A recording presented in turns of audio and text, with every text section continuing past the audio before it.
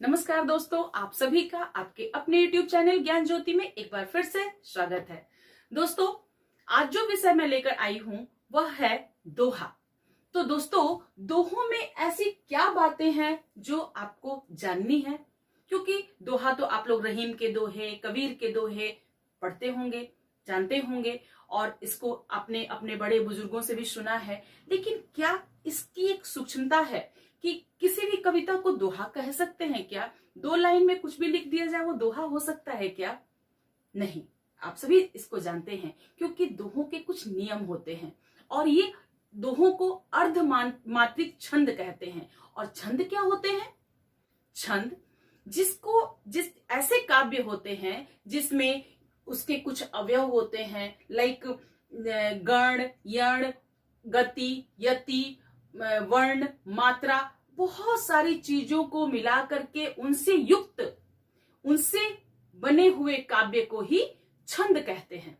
और छंद में हमारा आता है दोहा। बहुत सारे होते हैं, दोहा, सोरठा, चौपाई, गीतिका, ऐसे बहुत सारी चीजें हैं। तो दोहे अभी तक आप लोगों ने जाने हैं, इसलिए आज हम लोग चर्चा करेंगे दोहों के विषय में। तो दोस्तों, जैसा कि मैंने यहां लिखा है, रहीमन पानी राखिए, बिन पानी सब सून, पानी गए न उबरे, मोती मानुस चुन। यानी कि जब हम इस दोहे को पढ़ रहे हैं तो इसमें एक हम समान लय, उसके बाद गति, कहाँ रुकना है हमें उसका ध्यान रख रहे हैं। तो इन सब आधार पर 4 चरण में हमारे दोहे बटे होते हैं। 4 चरणों में इसको हम बांटते हैं। पहला चरण हमारा हो गया यहां से यहां तक, पहला चरण। तो ये हमारा चरण 1, फिर यहां से यहां तक चरण 2, ये हमारा 3 और ये हमारा चौथा चरण। तो दोहे 4 चरणों में होते हैं, पहली बात। और इसमें हम काउंटिंग करते हैं, गणना करते हैं। अगर इस गणना में थोड़ी भी दिक्कत हो गई तो ये दोहों की कैटेगरी में नहीं आएंगे। जितने भी दोहे हैं आप गिन करके देख लीजिएगा। जैसे कि आपको मैं गणना का कुछ नियम बता देती हूं, तब हम लोग इसके ऊपर उसको आजमाएंगे। रहीमन पानी राखिए, बिन पानी सब सून। इसमें पहला चरण, दूसरा चरण, तीसरा चरण, चौथा चरण। तो इसमें चरणों में कितने कितने मात्राओं की काउंटिंग होनी चाहिए? तो पहले और तीसरे इनको विषम चरण कहते हैं, ऑड। और दूसरे और चौथे को सम चरण कहते हैं, बराबर। 2 and 4 even number, 1 and 3 odd number. तो इस हिसाब से इसको ऑड को विषम कहते हैं और इवन को सम कहते हैं हिंदी में। तो विषम चरण में 13 मात्राएं होती हैं, 13 मात्राएं। जैसा मैं यहां लिख देती हूं, 13। और इन चरणों में दूसरे और चौथे चरणों में 11 मात्राएं होनी चाहिए। अगर ये मात्राएं हमें नहीं मिलती हैं तो हमारे दोहे का काउंटिंग, गणना मतलब इंग्लिश में उसको काउंटिंग कहते हैं, गणना गलत है और वो दोहा की कैटेगरी में नहीं फॉल होगा। चलिए, अब इसको गिनने के लिए कुछ नियम है। पहले उन नियमों को जानते हैं, फिर हम इसकी काउंटिंग करते हैं। तो देखिए, लघु, मैंने यहां लिखा लघु। लघु कहते हैं छोटे को, छोटी मात्रा को। और छोटी मात्रा का हम लोग चिन्ह देते हैं कुछ ऐसे, ठीक है। और गुरु कहते हैं काउंटिंग को, बड़े को, जिसको कि दीर्घ, ये ह्रस्व और ये दीर्घ। तो इसकी कुछ मात्रा हम लोग ऐसे, इसकी गणना में एक ऐसे कर्व, स्ट्रेट नहीं, थोड़ा कर्व, इस टाइप, इसको ऐसे लिखते हैं। अब देखिए, लघु में हमारे आते हैं अ, ई, उ, री, ये चारों स्वर। और गुरु में हमारे आते हैं जितने दीर्घ स्वर हैं, आ, बड़ी ई, बड़ा उ, ए, ओ, औ, ठीक है। अब देखिए, संयुक्ताक्षर भी होते हैं हमारी वर्णमाला में। ये वर्णमाला की काउंटिंग पर ही हमारा ये सब कुछ है, डिपेंड करता है। तो इसको लघु में रखते हैं, संयुक्ताक्षर को लघु काउंट करते हैं। लाइक आपको मैं उसका उदाहरण बाद में दूंगी। अनुस्वार और विसर्ग ये भी है।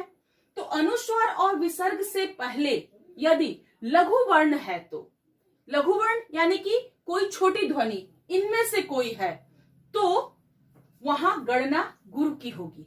अगर अनुस्वार से पहले कोई लघु वर्ण भी है तो वो गुरु होगा, यानी कि बड़ा होगा, ह्रस्व दीर्घ में परिवर्तित हो जाएगा। हम लोग एग्जाम्पल से बाद में देखेंगे, पहले इसको जान लेते हैं। फिर लघु यानी कि अनुस्वार और चंद्र बिंदु, ये दोनों लघु में आते हैं। कब? जबकि लघु में ये कब आएंगे? जब ये स्टार्टिंग में होंगे। शुरू में अगर इनको हम रखते हैं, किसी भी शब्द के शुरुआत में अगर ये लघु आते हैं तो ये काउंट होंगे लघु में, शुरुआत में होने से। और अगर बीच में ये होते हैं, किसी लघु के बाद होते हैं, तो ये दीर्घ में काउंट होंगे। चलिए, हलंत से पहले लघु को गुरु माना जाता है। हलंत से पहले लघु को गुरु माना जाता है। जैसे मैं यहां से अब स्टार्ट करती हूं आपको उदाहरण देना। तो हम लोग अब पहले गणना देख लेते हैं। लघु, लघु में इसकी काउंटिंग कैसे करते हैं? तो इसका मूल्य यानी कि गणना 1 और गुरु की गणना 2, काउंटिंग में उसकी मात्राओं को 2 काउंट करते हैं और 2 इस तरह से कुछ लिखते हैं। उसके बाद संयुक्त अक्षर आता है। तो ये दोनों तो हम लोग समझ गए कि लघु को 1 काउंट करते हैं, इसका निशान ऐसे 1 को 1 की तरह लिखते हैं, और गुरु की गणना 2 के रूप में होती है, यानी कि इनका मूल्य 2 होता है और उसको इस तरह से इस चिन्ह से लिखते हैं। संयुक्ताक्षर, इसकी भी गणना लघु के रूप में होती है, अर्थात इसका मूल्य 1 होता है। अब देखिए उदाहरण से हम समझते हैं। मैंने लिखा यहां पर, इसको थोड़ा मिटाती हूं मैं, संयुक्ताक्षर। जैसे मैंने लिया एक संयुक्ताक्षर न्य। न्य में ये आधे की गणना नहीं होगी, आधा जो हमारा वर्ण है उसकी गणना नहीं होगी, गणना होगी य की। क्योंकि इसमें अ मिक्स है तो ये लघु हुआ, तो इसकी गणना लघु के ही रूप में होगी और इसको 1 मानेंगे। संयुक्ताक्षर को 1 होता है और इसकी गणना बिल्कुल भी नहीं होगी, हालांकि 2 वर्ण इसमें मिक्स है किंतु 1। अनुस्वार और विसर्ग से पहले यदि लघु वर्ण आते हैं तो देखिए, जैसे कि मैं एक शब्द लेती हूं द बंग ग, दबंग। अब देखिए ये अनुस्वार है। अनुस्वार से पहले अगर एक वर्ण आता है लघु वर्ण, क्योंकि द अ है इसके साथ तो ये लघु हुआ। अगर आ की मात्रा होती, ई बड़ी ई होती, कुछ ऐसी मात्राएं होती तो ये गुरु कहलाता। लेकिन ये अनुस्वार के पहले ऑलरेडी हमारा लघु मात्रा है तो इसकी गणना गुरु के रूप में होती है। अर्थात इसका मान देख लेते हैं कैसे होगा। द के लिए 1, बन के लिए 2 और ग के लिए 1, यानी कि टोटल इसकी काउंटिंग 4, इसका मान 4 हुआ। कुछ इस तरह से काउंटिंग होगी।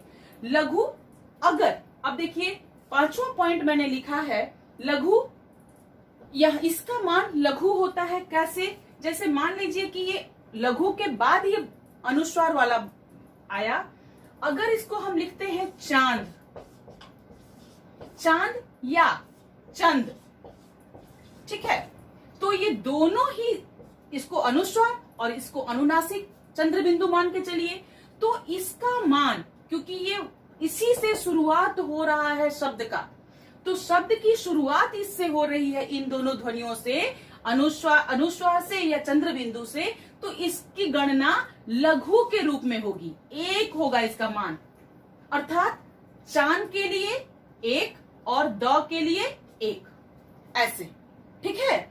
तो हम लोग इसके मान को समझ गए कि जब भी इन दोनों ध्वनियों से, चिन्हों से कोई भी शब्द शुरू होता है तो ये लघु में काउंट होगा। अब हम लोग हलंत से पहले लघु को गुरु माना जाता है, इस पॉइंट को देख लेते हैं कि हलंत से पहले एक शब्द मैं लेकर के आपको दिखाती हूँ, गद्य। अब गद्य में देखिए हलंत से पहले एक लघु व्यंजन है, तो लघु को हलंत से पहले क्या माना जाता है? गुरु माना जाता है। अतः इसके पहले लघु को गुरु मान लिया हमने। और जैसा कि आप पहले ही रूल में जानते हैं कि जब कोई संयुक्ताक्षर हो और पहला वर्ण आपका आधा हो और बाद वाला पूरा हो तो उस दोनों का मान 1 हो जाता है। ठीक है, तो ये इसी के लिए एक्चुअली दिया जाएगा काउंटिंग नंबर, और इसके लिए नहीं दिया जाएगा। तो इस रूल में हमारा ये फिट बैठ गया। आप लोगों ने पूरे रूल को एक बार फिर से आप देख लीजिए कि लघु गुरु, इसका निशान कुछ यूं होता है, गुरु का ऐसे, लघु का ऐसे, संयुक्ताक्षर में बाद वाले का जो पूर्ण व्यंजन है या स्वर है उसी का मान होगा, आधे का कोई नंबर नहीं दिया जाता, उसकी गणना नहीं होती। अनुस्वार और विसर्ग से पहले अगर लघु हो, लघु वर्ण हो तो वो गुरु में परिवर्तित हो जाता है। अनुस्वार और चंद्र बिंदु अगर उसके पहले कोई लघु वर्ण हो तो वो गुरु हो जाता है, वो लघु हो जाता है और वो वर्ण गुरु रहता है। और अगर इनसे कोई शब्द शुरू हो तो वो लघु हो जाता है। ऐसे ये गुरु रहेगा, लेकिन इनसे कोई शुरू होगा शब्द, जैसे कि मैंने यहाँ देखा है तो लिखा है, ये आपका लघु हो जाएगा। स्टार्टिंग होने से लघु और बाद में आने से, किसी वर्ण के बाद आने से गुरु। तो इन सब क्राइटेरिया के आधार पर गणना होती है दोहों की। अब आइए हम लोग दोहे की गणना करते हैं। देखिए गणना कैसे होगी, जैसा कि मैंने आप लोगों को शुरू में ही बताया कि 13 11 13 11 ऐसी आवृत्ति आनी चाहिए गणनाओं की।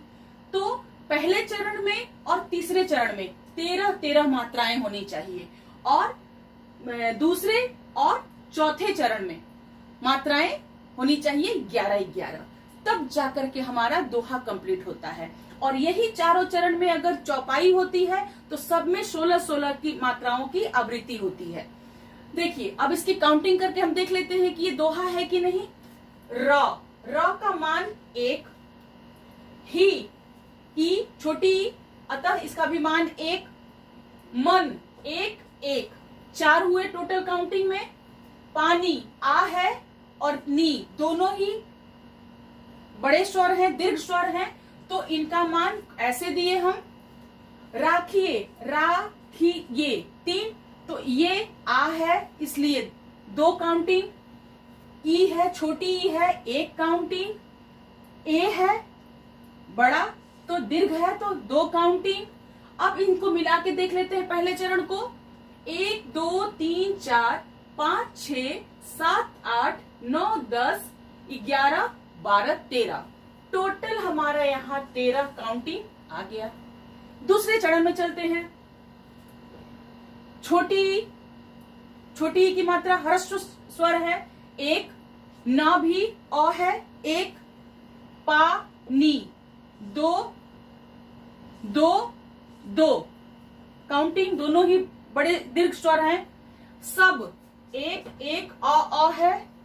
सु न, सुन में ये बड़ा ऊ है अतः 2 और 1।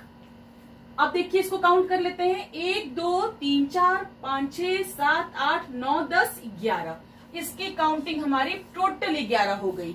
13 11। अब आइए पानी 2 2, 1 2, ना 2, उबरे 1 1 2। अब इसकी काउंटिंग कर लेते हैं। 2 2 4 5 6 7 8 9 10 11 12 13, टोटल हमारी काउंटिंग यहाँ पर 13 आ गई। अब देखिए ओ की मात्रा है 2, बड़ी ई 2, आ 2, मानुष में 1 छोटा ऊ है, 100 छोटा, चून में 2 2 1। अब काउंट कर लेते हैं। 2 2 4 2 6 7 8 9 10 11, यहाँ पर मात्रा हो गई हमारी 11। तो हमने देखा कि काउंटिंग कैसे करते हैं। 13 11 13 11 ऐसे मात्राओं की जो आवृत्ति आई, इस तरह से हमारा ये दोहा फिट बैठता है दोहे की कैटेगरी में, अतः इसको हम दोहे की श्रेणी में रख सकते हैं। ऐसे बहुत सारे दोहे हैं। बड़ा हुआ तो क्या हुआ, जैसे पेड़ खजूर पंछी को छाया नहीं, फल लागे अति दूर। तो इस तरह से सभी दोहों पर आप इस एक्सपेरिमेंट को करके देखिए। हो सकता है कि आप लोगों को काउंटिंग अच्छे से बैठ जाए, आ जाए और आप भी दोहे बना सके। तो आप लोगों को ये वीडियो कैसा लगा, आप अपना कमेंट हमें कमेंट बॉक्स में लिख करके देंगे। और तब तक के लिए फिर अगला वीडियो में आप लोगों की डिमांड पर लेकर के आऊंगी मैं। तब तक के लिए धन्यवाद।